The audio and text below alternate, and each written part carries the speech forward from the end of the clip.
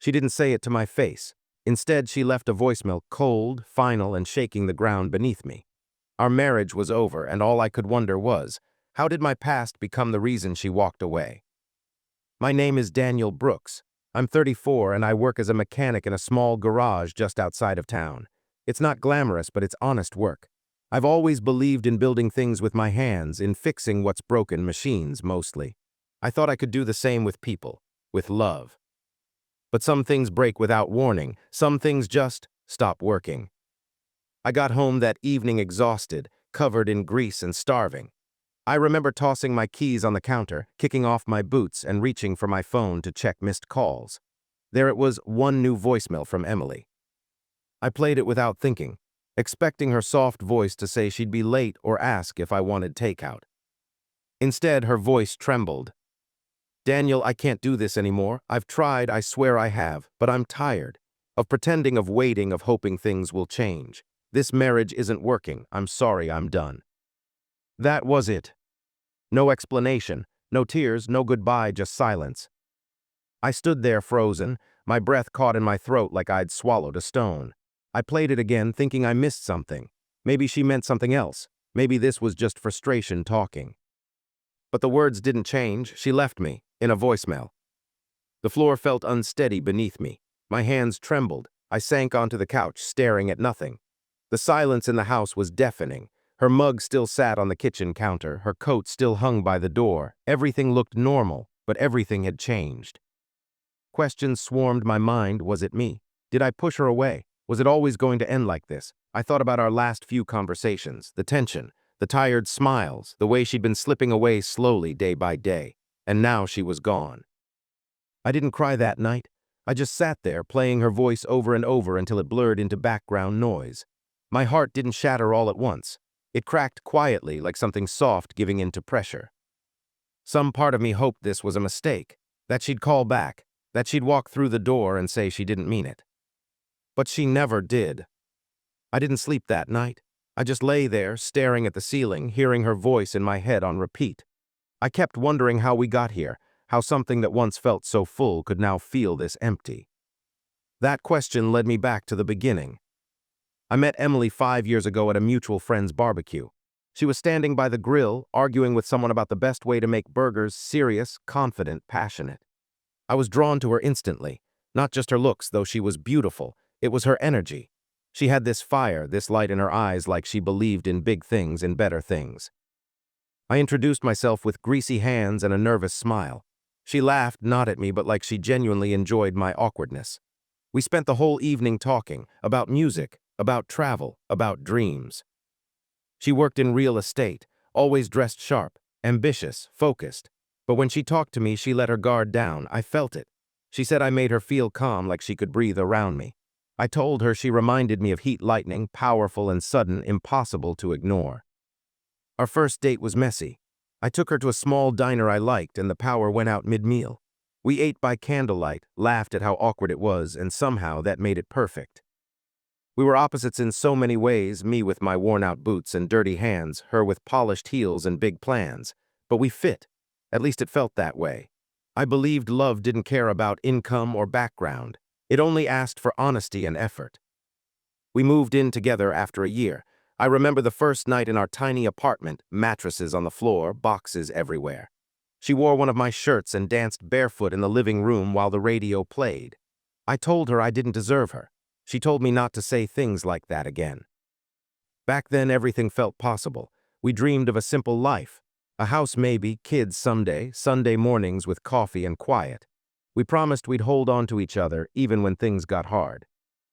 And for a while we did. But even the strongest promises can wear thin. Looking back now, I can't say exactly when things started to change. There wasn't one big moment, no explosion, no betrayal, just small things, quiet shifts, like the foundation of a house beginning to sink slowly, silently. Emily was always driven, and I admired that. She was closing deals, building her name, networking with people who wore tailored suits and spoke in numbers I barely understood. I was proud of her. I cheered her on from the sidelines, even when I didn't quite fit into that world. But over time, I noticed how her smile would fade when I talked about the garage, how she stopped asking about my day, how she flinched whenever I mentioned bills or the car needing repairs. We used to share everything, meals, stories, silly jokes before bed. But suddenly she was working late more often, coming home with tired eyes and a silence that felt heavier than any words. I'd cook dinner and wait. Sometimes she didn't even eat, just said she was too tired and went straight to bed. At first I thought she was just stressed. I told myself things would go back to normal. Everyone hits rough patches, right?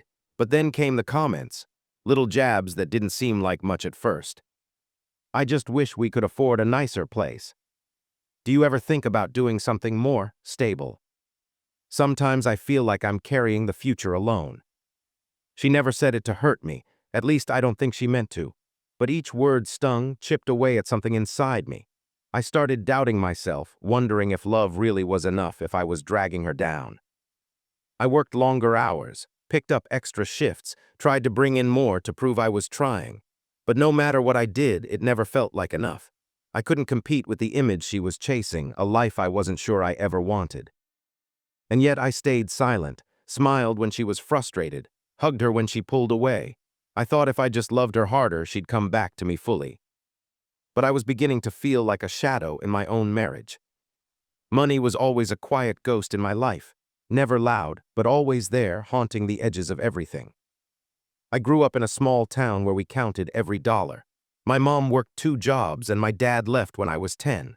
Birthdays were modest, shoes had to last 2 years, and dinner sometimes came from a neighbor's kindness. I learned early not to ask for more than we had. That's probably why I got good at fixing things. I didn't have the luxury of replacing broken stuff, so I learned to make it work. Bikes, toasters, old radios, later cars. I found pride in that, being useful. But deep down, there was always a part of me that felt less. Like no matter how hard I worked, I'd always be behind. Like the world was built for people like Emily, polished, educated, confident, not for people like me. When we first started dating, I never told her how broke I was. I'd take her out to places I couldn't afford and smile through the worry. I wanted to impress her, to make her feel like I could give her more than I actually could.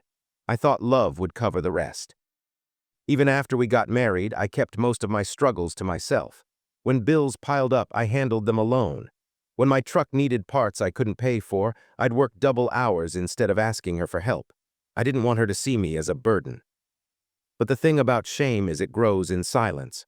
Every time she talked about saving for a house, I felt a lump in my throat. Every time she scrolled through dream vacations we couldn't take, I felt like I was holding her back. And the more I stayed quiet, the more the distance grew. She thought I didn't care about our future. But the truth was I cared so much, I couldn't admit how afraid I was that I'd never be enough for her. I used to believe that love could conquer anything, that if you gave someone your whole heart, they'd hold on no matter what. But now, I was starting to wonder if love was ever stronger than shame. There's a moment in every relationship when you feel it, that quiet shift when the person you love stops reaching for you. When their eyes start to look past you, not at you. With Emily, it didn't happen overnight. It was gradual, like the fading of a photograph left too long in the sun. I noticed it in the way she stopped waiting for me to come home before starting dinner, in how she laughed less at my jokes, in how our conversations turned from dreams to schedules, from laughter to silence. We used to talk for hours about everything. Now we barely talked at all. She spent more time out, more real estate mixers, more late nights at the office. Sometimes she came home smelling like perfume that wasn't hers, a luxury scent lingering from hugging someone or sharing space I no longer belonged to. I never accused her of anything. I didn't want to believe she could love someone else. I just didn't ask. One night I surprised her with dinner, candles, music, the works. She walked in, glanced at the table, and said, "That's sweet, but I already ate." I just nodded, like it didn't gut me. That same night I watched her scroll through her phone while I sat across from her. I wasn't in her world anymore. I was just nearby, like a piece of furniture she used to love, now covered in dust. I started staying later at the garage. Not because I needed the money, though that was always true, but because being home started to hurt. I'd rather deal with engines than watch her eyes glaze over when I tried to tell her about my day. She stopped touching me, not just physically but emotionally. No more lingering hugs, no playful teasing. Even our arguments lost their fire. She wasn't angry anymore, just distant, as if she'd already made peace with something I hadn't even realized was happening. I began to feel invisible, like I was living beside a ghost of the woman I married. Still, I held on. I kept hoping that if I gave her space, she'd come back, that maybe this was just a season, a storm we could wait out. But deep down, I could feel it. Love was leaving our home, and I was the only one trying to keep the door open. It happened on a Thursday evening, cold, gray, with rain tapping the windows like the sky knew something was about to break. I came home a little early, hoping we could finally talk. Not about money or schedules, but really talk like we used to. Emily was already in the kitchen, typing away on her laptop. She barely looked up. "Hey," I said, dropping my bag by the door. "Hey," she replied, eyes still glued to the screen. I stood there for a second, waiting for more. There wasn't any. "Can we talk?" I asked gently. She sighed, closed her laptop, and leaned back in her chair like she was preparing for something she didn't want to deal with. "About what?" "Us." That word seemed to hang in the air like a weight. She didn't say anything right away, just looked at me, really looked at me for the first time in a while, and I could see it in her face, the tiredness, the disappointment, the wall she'd been building between us brick by brick. "I don't know what else to say anymore, Daniel. I'm exhausted." I sat down across from her, my voice cracked before I even got the words out. "Are you giving up on us?" Her jaw tightened. "I feel like I've been carrying everything, the pressure, the bills, the future, alone." "I'm trying," I said, louder than I meant to. "I work long hours, I save every penny, You think working more hours is the answer?" she snapped. "You don't talk to me, you don't plan anything. I feel like I'm living with a stranger who's always behind and never catching up." That cut deep, because it was true, at least the part about being behind. But I wasn't a stranger. I was still me. Still the man who loved her, who would have given anything to make her happy. "I'm sorry I can't give you the life you want," I said, voice shaking. "But I've given you everything I have." She didn't cry, she didn't yell. She just stared at me for a long moment and then stood up. "I don't think love is enough anymore." And with that, she walked past me, grabbed her coat, and left. The door closed behind her with a soft click that felt louder than any slam. I sat there in the silence, the words echoing in my head. "I don't think love is enough anymore." After that fight, I didn't hear from her for 3 days. No texts, no calls, just a heavy, endless silence. And then came the voicemail. It arrived on a quiet Sunday afternoon while I was at the garage finishing up a break job. My phone buzzed in my pocket, but I missed the call. I checked the screen, and there it was, a single notification. One new voicemail, Emily. My chest tightened. I stepped outside, hands still stained with grease, and pressed play. Her voice came through my earbuds, calm but trembling, like someone trying not to fall apart.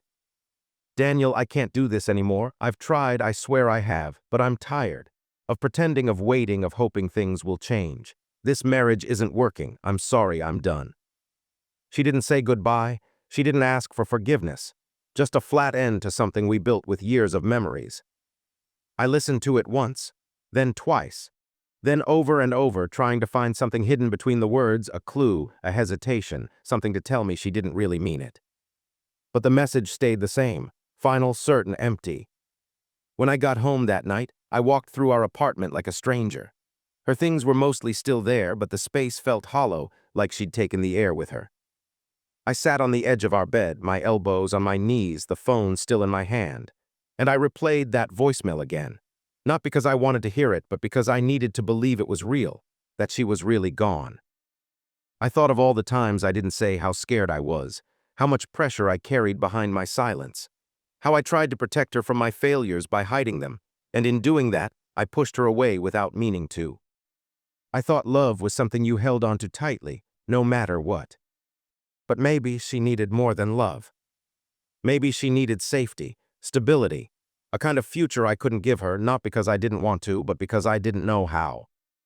I laid back, phone on my chest, her voice still echoing in my ears. "I'm sorry, I'm done." And for the first time since she left, I let myself cry. The days after the voicemail blurred together, quiet mornings, long hours, and nights that felt endless. I moved through my routine like a machine. Wake up, work, go home, repeat. It was easier than sitting still and feeling everything all at once. At first, I hoped she'd change her mind. That maybe the voicemail was just a moment of weakness, something said out of frustration. I kept checking my phone, half expecting her name to pop up again, but it never did. After a week, I opened our closet and saw the empty hangers. That was when it hit me for real. She hadn't just walked out, she'd moved on, quietly, decisively. I didn't tell anyone at first, not my coworkers, not even my mom. I didn't want to answer questions I didn't have answers to. I was ashamed, not just because my marriage failed, but because I felt like I failed her. One night, I found myself at the edge of our bed, looking at our wedding photo still on the dresser. We looked so young in it, so sure. I picked it up, ran my thumb over the glass, and set it face down. I wasn't ready to throw it away, but I couldn't keep looking at it either. That weekend, I drove out of town, no destination, just empty roads and silence. I stopped at a diner we used to love, sat in the same booth, and ordered her usual.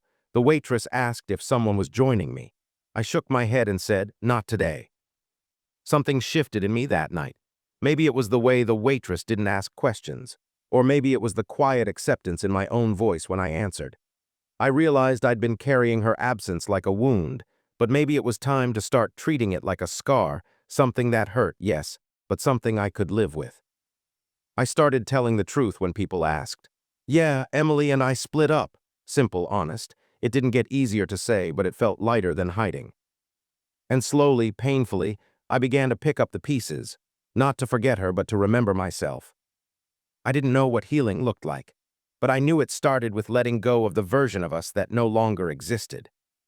I never thought I'd be the kind of man who had to learn how to be alone.